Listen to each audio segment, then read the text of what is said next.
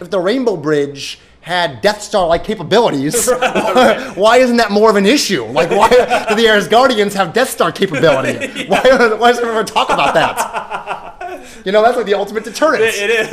It doesn't come together as well as it definitely should have. Yeah. Yeah, And it's just needless plot threads. You want to have a little bit of intrigue, and it doesn't help, first of all, that you know from the beginning that Loki's evil and he's going to betray. Not just because you know any backstory that you know Loki's a bad guy, but also because he's just that classic wormy, snaky character, that Iago character, that character that is not brave. He's got the silver tongue, talks his way out of things. He's the magician and he's sneaky. So you know from the beginning.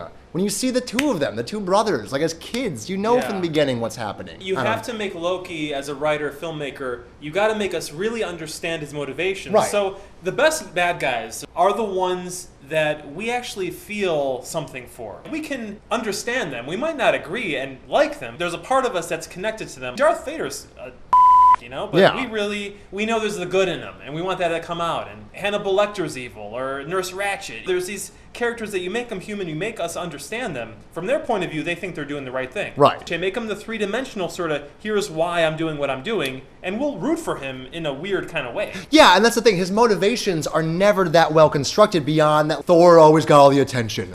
Which I guess is a classic kind of the sibling rivalry thing. I gotta think there's better ways to do that than they did. Making him be the Frost Giant son, you didn't, that didn't do it. Maybe that's especially true to the mythology of Norse mythology of the Loki. Just make him really like that character that, if you look it up, this is what he... Because he didn't even come across as silver-tongued as he supposedly is. That's the thing, is everyone knew he was full of shit. Someone that's really silver-tongued, you have to be able to like talk people into stuff, be convincing, and no one bought him. Like everyone thought he was an a-hole. Like from the get-go, all the super friends were like, you know, the super friends. With Xena and Jackie Chan and Robin Hood, it's a great line. All knew that he was up to no good, and all hated his guts. And the guard of... Why didn't he silver-tongue him until following him? Right, from the very get-go, he tried to convince him. He failed miserably in that scene. If you're gonna have an Iago-like character, he's gotta be good at it. Yeah, it only works in the little teaser thing at the very end. Stellan Skarsgård, ear. The setup for the Avengers. Right. Keep it going. I'll have to hit the boards tonight because I'm not clear on what that mysterious power source is. Is Loki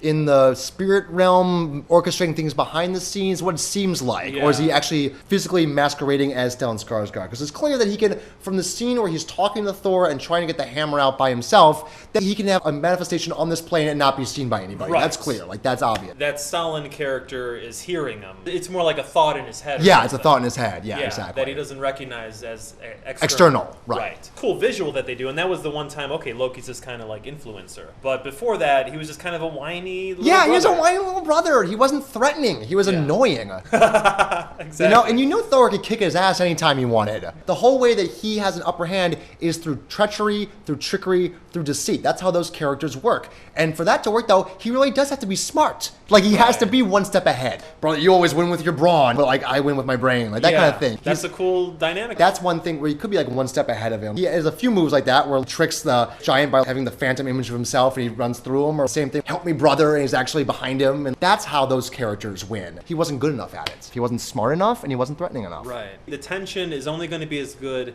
as the opponent because we all know the main character is going to win. The question is the opponent strong enough, and does that person make us believe there is a chance for the main character to lose? Exactly. Is the opponent dangerous enough that there's a possibility they could lose? Yeah. Joker is dangerous enough that even if Batman wins in the end, people could still die. Yeah. Like thousands of innocent people could still die. Yeah. Rachel can die. Harvey Dent can die. Absolutely. You know, Hans Gruber is dangerous enough. One of my favorite bad guys of all time. Of all time. One of the top 5 bad guys of all time. Like, you believe he can outsmart John McClane and defeat him. Yes. Yeah. Even Agent Smith in The Matrix. Yeah. In The Matrix, he's ruler of everything. Neo is not going to beat him until the very end. Very end. Yeah. And there's a movie where Neo really kind of earns his growth, and Jack Nicholson in One Flew Over the Cuckoo's Nest, he ends up not winning. Right. Because Nurse Ratched defeats him, basically. You always have to have that. Just Loki was not written well enough. He wasn't developed well enough. He was too two-dimensional. It was there. Another couple drafts and it would have been there, yeah. The script had been tightened up. If we had been called in, dude, Hollywood, StoryCorp, call us in. Call us in. We're We'll be happy to help. Joss Whedon, I know you got Avengers under control. I trust you. Dude, that is going to be amazing. I cannot wait. Thank you, StoryCorp. Thank you for trusting Whedon, for knowing that he can do it. Yeah. We believe. Just yeah. make it a 4-hour epic. Exactly. Just make it 4 hours. Make it the Ben-Hur superhero movie. Get everyone in there. Amazing story. We will not leave the theater for 4 hours. No, now we'll come back the next day.